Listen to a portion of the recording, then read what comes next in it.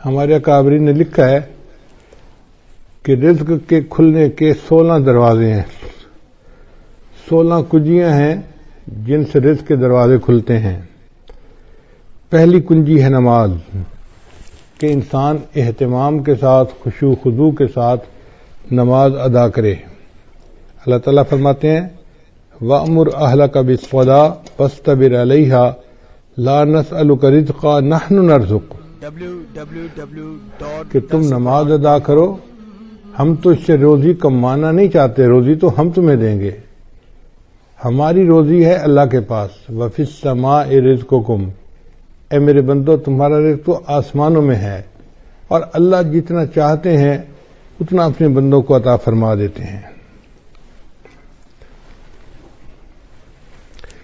تو سب سے پہلا عمل ہو گیا کہ انسان نماز کو اہتمام کے ساتھ ادا کرے۔ آج ہم نماز تو پڑھتے ہیں مگر جیسے مرغا ٹکریں لگا رہا ہوتا ہے، ہم بھی اسی طرح اٹھک بیٹھک کر رہے ہوتے ہیں، دل دماغ کہیں اور پہنچا ہوا ہوتا ہے، جس کی وجہ سے نماز کی برکتیں سامنے نہیں آتی۔ دوسرا رزق کا دروازہ ہے استغفار کی کثرت کرنا۔ چنانچہ اللہ تعالی ارشاد فرماتے ہیں استغفروا ربکم انہ کان غفارا، اپنے رب کے سامنے استغفار کرو، اللہ گناہوں کو معاف کرنے والا ہے۔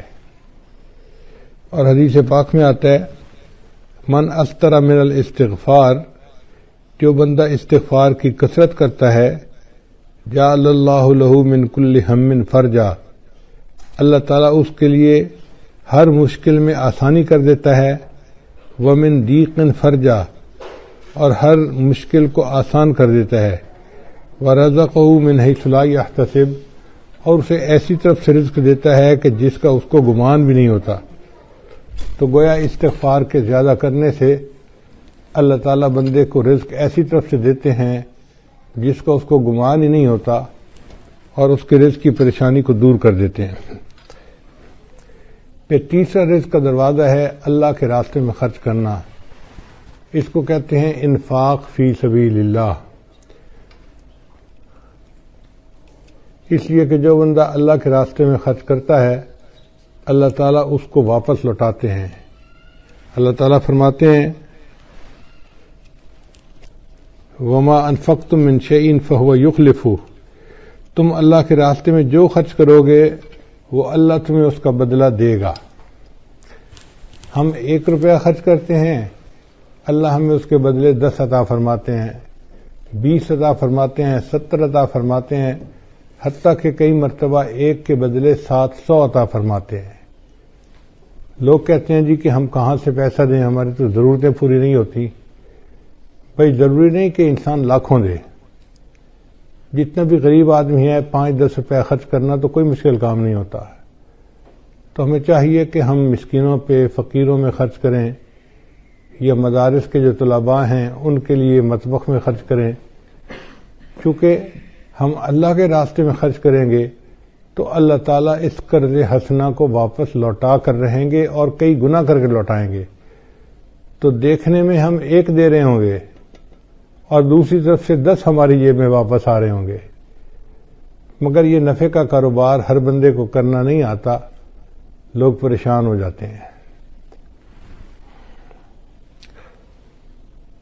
تو پہلا دروازہ تھا نماز کو اہتمام کے ساتھ ادا کرنا، دوسرا دروازہ تھا استغفار کی کثرت کرنا، تیسرا دروازہ تھا کہ اللہ کے راستے میں اپنے مال کو خرچ کرنا،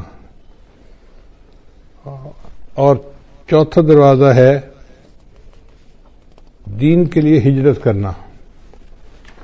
جیسے بعض لوگ سعودی عرب چلے جاتے ہیں یا ایک شہر سے دوسرے شہر چلے جاتے ہیں تو ان کے کام کاروبار میں برکت آ جاتی ہے، لیکن جن لوگوں کو اللہ نے وطن کی روزی دی ہوئی ہے وہ خوش نصیب ہیں، وہ اللہ کی اس نعمت کا شکر ادا کریں۔ ہر بندے کو یہ نعمت نصیب نہیں ہوتی۔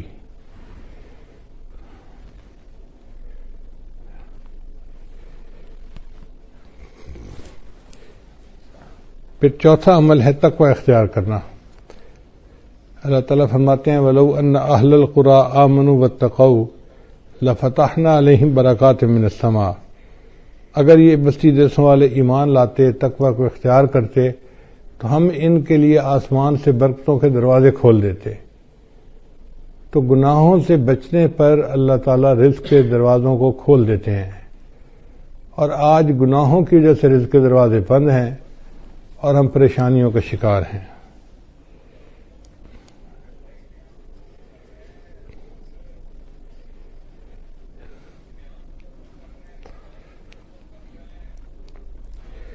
پھر پانچواں عمل جو رزق کے دروازے کھولتا ہے وہ ہے عبادت کی کثرت کرنا۔ حدیث مبارکہ ہے، اللہ تعالیٰ ارشاد فرماتے ہیں، یہ حدیث قدسی ہے، ابن آدم، اے آدم کے بیٹے، تفرغ لعبادتی، میری عبادت کے لیے تو فارغ ہو جا، املا صدرک انی واسد فقرک، املا صدرک غنن، میں تیرے سینے کو غنا سے بھر دوں گا اور تیرے فقر کو ختم کر دوں گا۔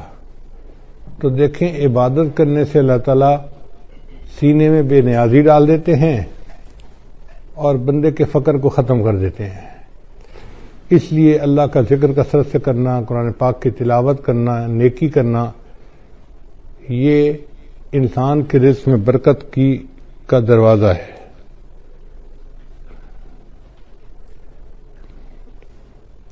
اور اگر تو ایسا نہیں کرے گا تو تیرے ہاتھ کاموں میں الجھا دوں گا اور لوگوں کی طرف تیری محتاجی کو ختم نہیں کروں گا۔ دیکھو کیسی عجیب بات کہی ہے کہ میں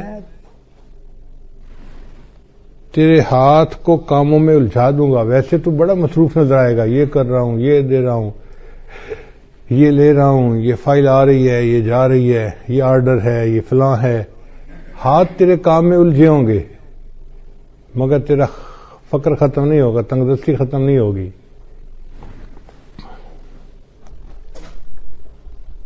اور چھٹا عمل جس سے رزق کے دروازے کھلتے ہیں وہ ہے حج اور عمرے کی کثرت کرنا۔ اگر اللہ تعالیٰ توفیق دے تو بندے کو چاہیے کہ کثرت سے عمرہ کرے اور بار بار حج کرے۔ دیکھنے میں تو حج اور عمرے پہ انسان پیسہ خرچ کر رہا ہوتا ہے، لیکن حقیقت میں وہی پیسہ اس کے لیے باعث برکت بن کے اس کو واپس اللہ لوٹا رہے ہوتے ہیں۔ چنانچہ نبی علیہ السلام کے پاس جب کوئی بندہ رزق کی شکایت کرتا تھا تو نبی علیہ السلام اسے مشورہ دیتے تھے کہ تم عمرہ کرو۔ عمرہ کر کے جو دعائیں مانگتا تھا تو اللہ تعالیٰ رزق کی پریشانی کو دور فرما دیتے تھے۔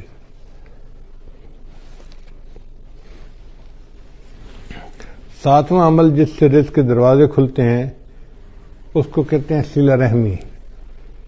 صلہ رحمی کا مطلب یہ ہے کہ جن کے ساتھ خونی رشتے ہوتے ہیں ان کے ساتھ محبت کا تعلق رکھنا، ان کے ساتھ پیار محبت کا ریلیشن رکھنا اور غم خوشی میں ان کے ساتھ رہنا، اس کو صلہ رحمی کہتے ہیں۔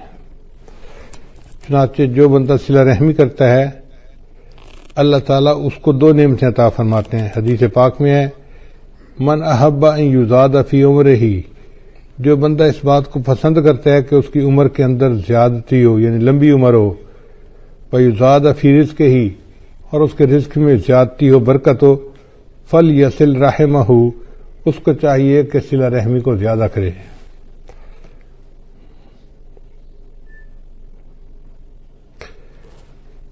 پھر آٹھواں دروازہ ہے رزق کے کھلنے کا کمزوروں سے حسن سلوک، کہ جو لوگ کمزور ہوتے ہیں، بیمار ہوتے ہیں، بوڑھے ہوتے ہیں، ان کے ساتھ حسن سلوک کرنا۔ حدیث مبارکہ میں آتا ہے کہ تمہیں اپنے کمزور اور ضعیف لوگوں کی وجہ سے نصرت ملتی ہے۔ اللہ تعالیٰ قرآن میں فرماتے ہیں وَلَوْ يُؤَاخِذُ اللَّهُ النَّاسَ بِمَا كَسَبُوا، اگر اللہ تعالیٰ پکڑ لیتا انسانوں کو جو عمل وہ کرتے ہیں، مَا تَرَكَ عَلَى ظَهْرِهَا مِن دَابَّةٍ، تو زمین کی سطح کے اوپر کوئی ایک بھی جاندار باقی نہ بچتا۔ اگر اللہ پکڑنے پہ آتا نا جو تم اعمال کرتے ہو تو کوئی انسان نہ بچتا، کوئی جانور نہ بچتا، زمین کے اوپر کچھ بچتا ہی نہ۔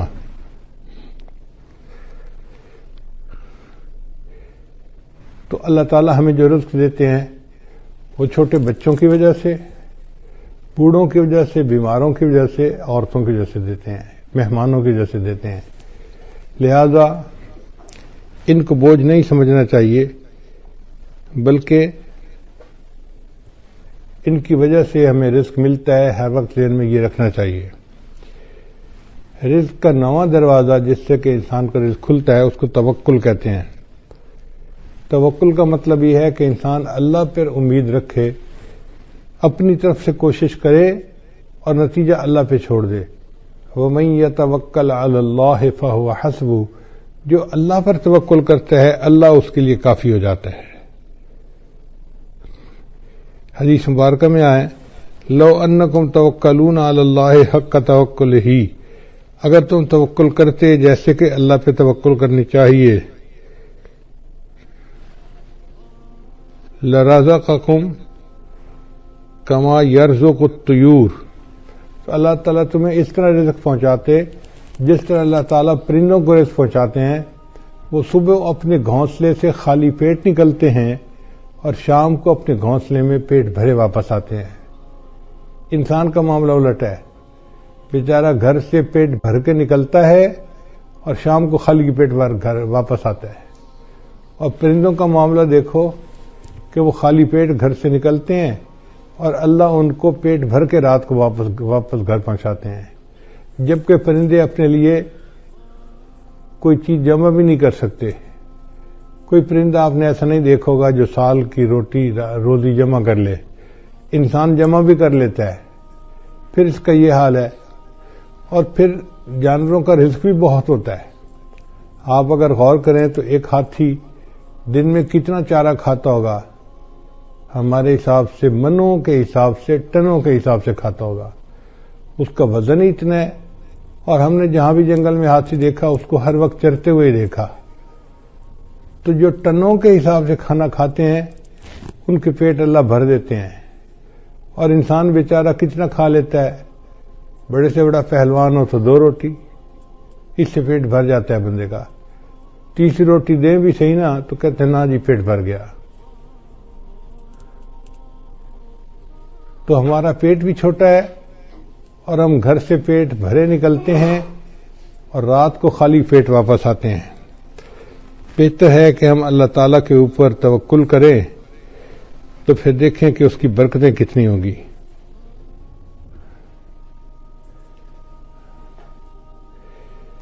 پھر 10واں دروازہ ہے انسان نعمتوں کا شکر ادا کرے۔ اللہ تعالیٰ فرماتے ہیں لئن شکرتم لازیدنکم، اگر تم شکر ادا کرو گے ہم اپنی نعمتیں تم پر اور زیادہ کریں گے۔ آپ دیکھیں ہمارے اوپر اللہ کی کتنی نعمتیں ہیں، ہم تو شکر بھی ادا نہیں کر سکتے۔ الحمدللہ ثم الحمدللہ کہ گھروں میں کھانا کھانے بیٹھتے ہیں تو 1 سالن 2 سالن تو معمول کی بات ہے۔ کبھی گوشت پکا ہوتا ہے، کبھی دال پکی ہوتی ہے، کبھی روٹی بنی ہوتی ہے، کبھی چاول بنے ہوتے ہیں۔ اب 2 قسم کے کھانے پڑے ہوتے ہیں، حالانکہ کھانا تو ایک بھی مل جاتا تو بہت تھا، مگر یہ اللہ کی نعمت ہے نا کہ اللہ کئی قسم کے کھانے دیتے ہیں۔ اور پھر یہ نہیں کہ کھانے ہی ہمیں ملتے ہیں، کھانے کے علاوہ وافر کھانے ہوتے ہیں۔ چنانچہ میں نے دیکھا ہے کہ ہمارے پاس کئی دفعہ 8-10 مہمان آ جاتے ہیں نا، تو مجھے صرف اندر پیغام بھیجنا پڑتا ہے جی کہ مہمان ہیں، کوئی کھانے کے لیے تردد نہیں کرنا پڑتا۔ اللہ کے فضل سے اتنا کھانا ہوتا ہے گھر والوں کا بچا ہوا کہ 8-10 آدمیوں کا کھانا تو اسی میں ہی نکل آتا ہے۔ یہ اللہ کا کتنا بڑا کرم ہے، کتنا بڑا فضل ہے، ہم اللہ کی اس نعمت کا شکریہ ادا نہیں کر سکتے۔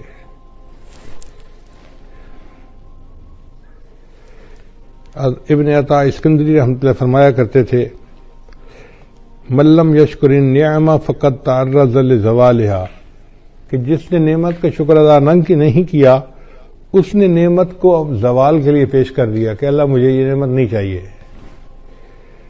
ومن شکرہا، اور جس نے نعمت کا شکر ادا کیا فقد قید بعقالها، اس نے نعمت کو نکیل کے ذریعے سے پکڑ لیا، باندھ لیا اپنے پاس۔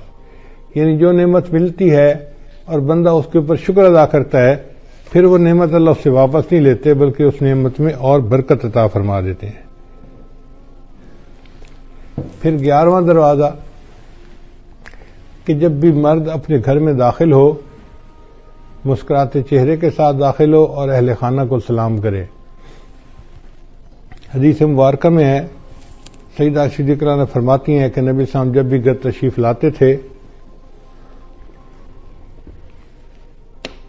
تو مسکراتے چہرے کے ساتھ آتے تھے اور اہل خانہ کو سلام کیا کرتے تھے۔ یہ اہل خانہ کو سلام کرنا رزق کی برکت کا ذریعہ ہے۔ چنانچہ حدیث پاک میں ہے، ثلاثۃ کلہم ضامن اللہ، 3 بندے ہیں جن کا اللہ کے اوپر ضمانت ہے، یعنی اللہ ان کو رزق پہنچاتا ہے۔ ان عاش رزقہ، اگر وہ زندہ رہے گا تو اللہ روزی عطا فرمائے گا، وکفا، اور روزی ان کے لیے کافی ہوگی۔ وَإِن مَاتَ، اور اگر وہ مر جائے گا، داخل الجنہ، تو جنت میں اللہ ان کو داخل کر دے گا۔ یہ کون 3 بندے ہیں؟ ان میں سے ایک بندہ ہے رجل، وہ بندہ داخل بیتہ، جو اپنے گھر کے اندر داخل ہو بسلام، اور گھر والوں کو سلام کرے، فہو ضامن اللہ، وہ اللہ کے ضمانت میں آ جاتا ہے۔ اب یہ کتنا آسان کام ہے، مگر بہت سارے لوگ ہیں جو گھروں میں داخل ہوتے ہیں تو ان کو سلام کرنا یاد ہی نہیں ہوتا، بس باتوں میں لگ جاتے ہیں، مسکرائیں گے، بیوی سے پوچھیں گے تیرا کیا حال ہے، بچوں سے پوچھیں گے تم کیسے ہو، مگر سلام کرنا ان کو یاد نہیں ہوتا۔ پھر 12واں عمل والدین کی فرمانبرداری۔ چنانچہ ہمارے بزرگوں نے لکھا ہے کہ 5 چیزوں سے رزق میں برکت ہوتی ہے۔ ایک، جو بندہ صدقہ فرمانبرداری کرے، دوسرا صلہ رحمی کرے، تیسرا جہاد کرے، چوتھا ہمیشہ باوضو رکھے، اور 5واں والدین کی فرمانبرداری کرے۔ والدین کے فرمانبردار کو اللہ تعالیٰ رزق کی پریشانی میں نہیں ڈالتے، اس لیے ان کی خدمت کر کے ان کی دعائیں لینی چاہیے تاکہ اللہ تعالیٰ کی طرف سے برکتیں اور رحمتیں شامل حال ہو جائیں۔ 13واں دروازہ رزق کا ہے دوام طہارہ، یعنی مستقل وضو کی زندگی گزارنا۔ اگر انسان عادت بنا لے تو وہ باوضو ہر وقت رہ سکتا ہے۔ جیسے ہمیں ہر وقت بے وضو رہنے کی عادت ہے، اس کو بدل لیں تو ہر وقت باوضو رہنے کی عادت ہو جائے گی، جب وضو ٹوٹے دوبارہ پھر وضو کر لیں۔ ہمارے اسی شہر میں ایک جگہ ایک گھرانہ ہے جو امام ربانی مجدد ثانی رحمۃ اللہ کے اولاد میں سے ہیں، تو بہت سال پہلے کی بات ہے، کوئی 30 سال پہلے کی بات ہے، مجھے خیال آیا کہ جا کے ان سے صرف اللہ کے لیے ملاقات کروں، تو میں ان کے ہاں گیا، ملاقات ہوئی۔ ہم جب پہنچے تو بس مغرب کے وقت میں کوئی 5 ہی منٹ باقی تھے، سلام دعا ہوئی۔ انہوں نے کہا جی کہ یہاں سے مسجد دور ہے تو ہمیں گھر میں ہی نماز پڑھنی پڑے گی۔ ہم نے کہا ٹھیک ہے۔ ان کے بچے گراؤنڈ کے اندر فٹ بال کھیل رہے تھے، کوئی 10-12 بچے ہوں گے چھوٹے بڑے، خوب ہنگامہ تھا جیسے 2 ٹیموں کا میچ ہو رہا ہوتا ہے۔ لو جی ہم کھڑے ہو گئے مصلی پہ جماعت کے لیے، انہوں نے آواز دی بچوں کو، بچوں نماز کا وقت ہو گیا ہے۔ سارے بچے گراؤنڈ سے بھاگتے ہوئے آئے اور صف میں آ کے کھڑے ہو گئے۔ اب جب ہم نے نماز ادا کی تو مجھے بڑی حیرت ہوئی کہ کیا سب بچوں کا وضو تھا یا کچھ بچوں نے بے وضو ہی نماز پڑھ لی۔ تو میں نے ان سے سوال پوچھا کہ جی بچے کسی کو وضو تو نہیں کرتے میں نے دیکھا، تو وہ مسکرائے اور کہنے لگے کہ جی ہمارے خاندان میں بچوں کو یہ تربیت دی جاتی ہے کہ تم نے پوری زندگی باوضو گزارنی ہے۔ ہمارے گھر کے چھوٹے بڑے جس بندے کو آپ دیکھیں گے، جب بھی دیکھیں گے ہمیشہ باوضو دیکھیں گے، اگر وضو ٹوٹے گا تو دوبارہ اسی وقت وہ پھر وضو کر لیں گے۔ تو اگر ایسے خاندان آج بھی دنیا میں موجود ہیں کہ جن کے گھر کا ہر چھوٹا بڑا بندہ، مرد عورت ہر وقت باوضو رہتے ہیں، تو پھر اللہ ان کی رزق میں بھی برکت عطا فرما دیتے ہیں۔